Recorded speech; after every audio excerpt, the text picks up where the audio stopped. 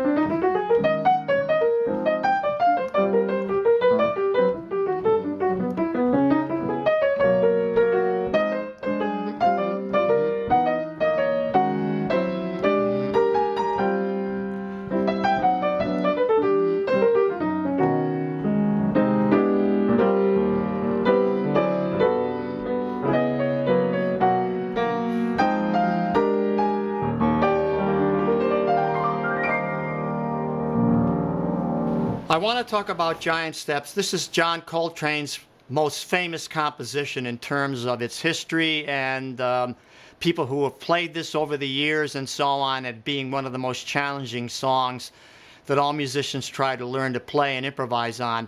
And the reason for that is it's actually in 3 tonal centers within 16 measures. And those 3 tonal centers are B major, E flat major, and G major. So that forms an augmented fifth. In other words, they're up major thirds. B goes up to E flat, up to G. Now, not in that order. It actually moves from B to G and then to E flat. And then it goes from G up to E flat and then to B. So it has this pattern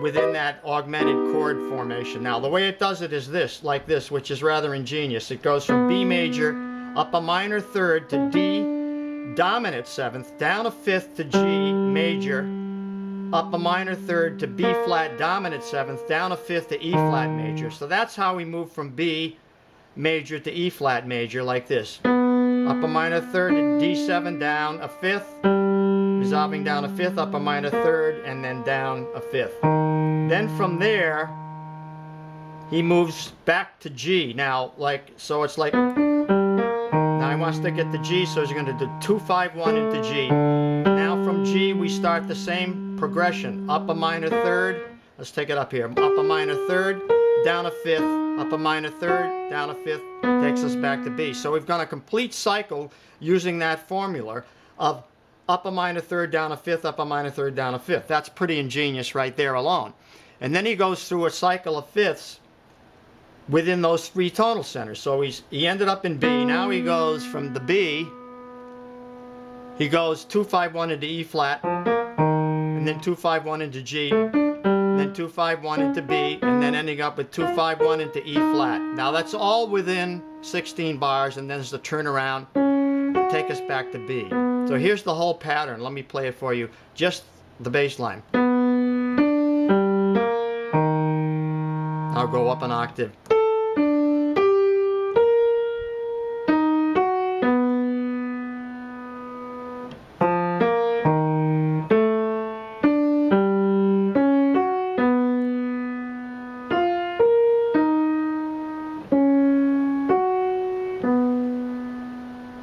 Now, if I play it, it's like this: B, D7, G major, B flat 7, E flat major, A minor 7, D7, G major, B flat 7, E flat major, F sharp 7, B major, F minor 7, B flat, E flat, A minor 7, D7, G, C sharp minor 7, F sharp 7, B, F minor 7, B flat 7, E flat, then the turnaround C sharp minor 7, F sharp 7. Now I'm altering those chords somewhat, adding ninths and so on, but that's the basic pattern.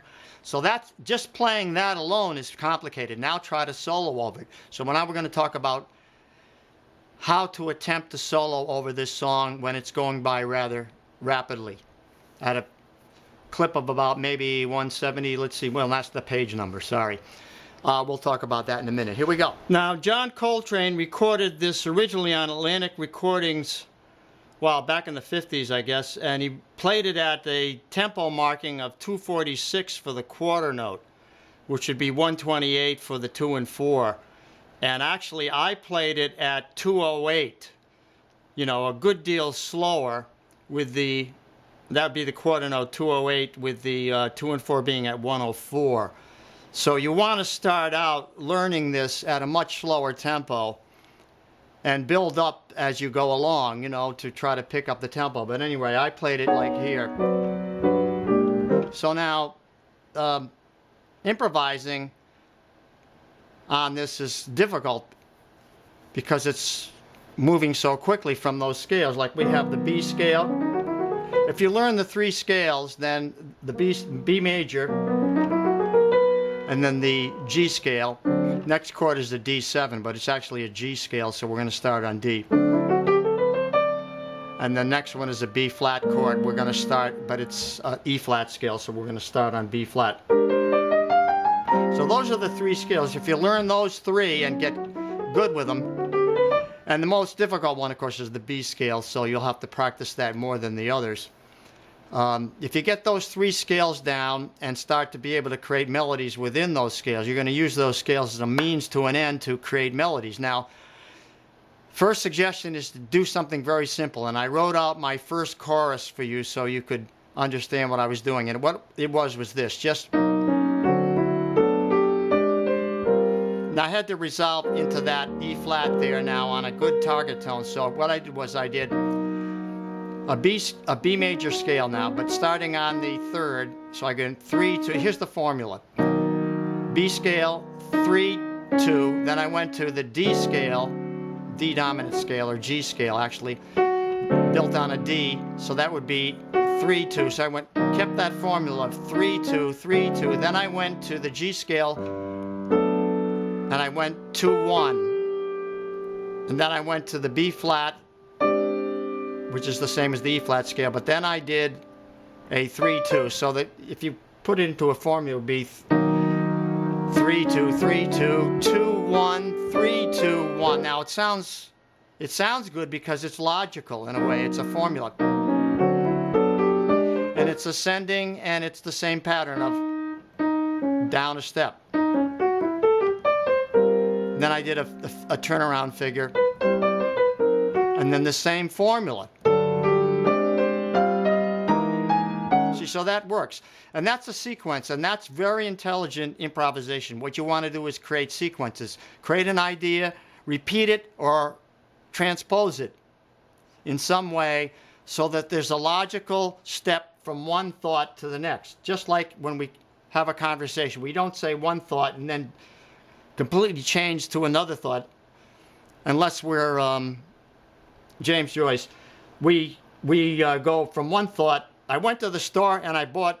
We don't say I went to the store and then I cut flowers in the garden. No, I went to the store and I bought some milk.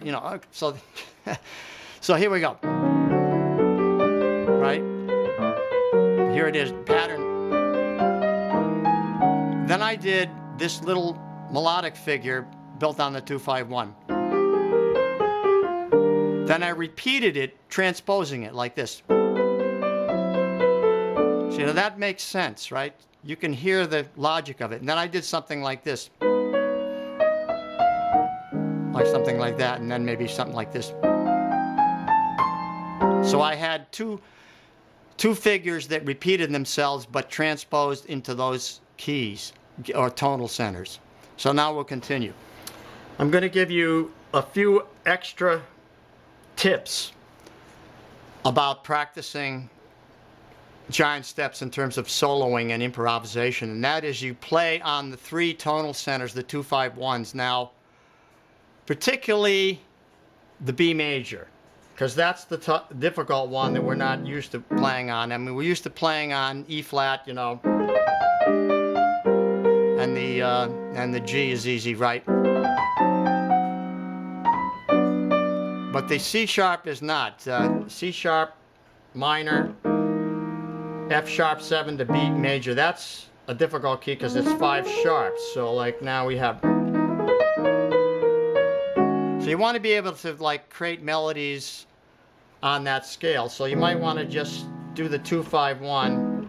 And I've written out the left hand chord progression. So like now here you have like this is it in root position. So I put it up the first inversion there. So that's, and if you want to go to third, it's up here. So you can use either one of those in the left hand, but you want to practice the scale.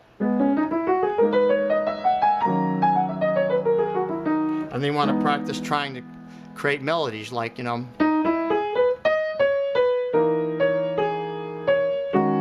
maybe, or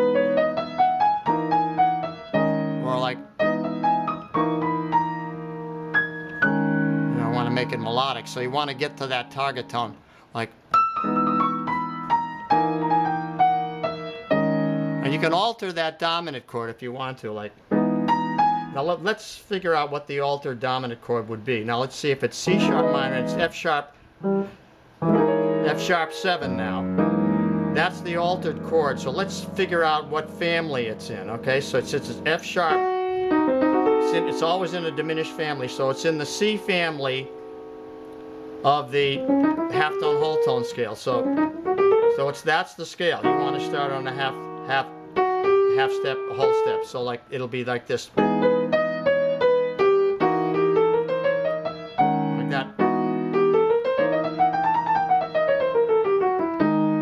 works.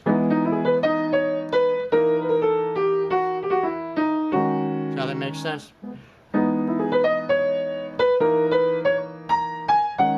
That's the kind of thing. You want to create little melodies.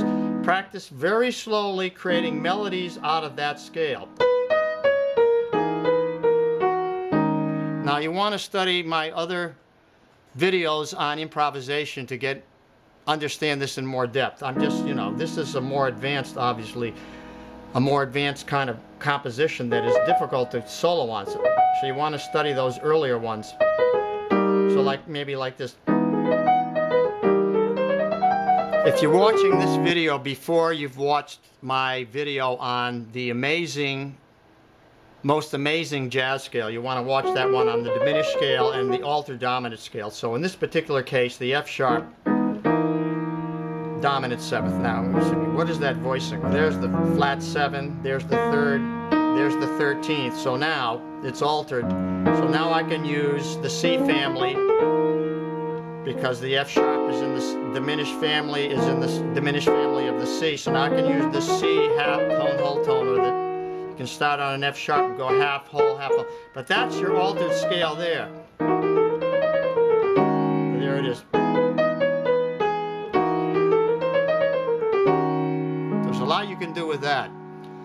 So now you want to practice each one of those 2-5-1s over and over again slowly before you try to put this together. And even then it's going to be quite a challenge.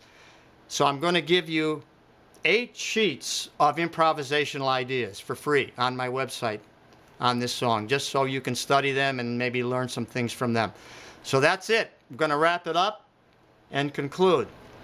I just want to conclude by saying this was a request. People asked me to do this. It's very advanced, I realize, and I hope you got something out of it. And particularly if you're a more advanced or intermediate level player and you've been trying to figure out how to play on this song and you want to learn how to play on it. It's not for everyone. It's not a song that is played a lot, but it's a really good challenge if you're in that mode and you want to learn more about it, and I hope I've helped you with that. So in conclusion, I will wrap up now with my farewell and we will continue on. Just wrapping up, I'd like to say happy summer from the Jazz Ranch. Thanks for joining me on this video of Giant Steps by John Coltrane. There's 8 pages of scores on my website for free that you can download and study improvisational ideas. So please take advantage of that. Please write to me. I love to hear from you. I will always respond to all comments. Until next time, I will say in the words of my great friend Hermie Dressel, swing loose, and we'll see you next time. Bye-bye.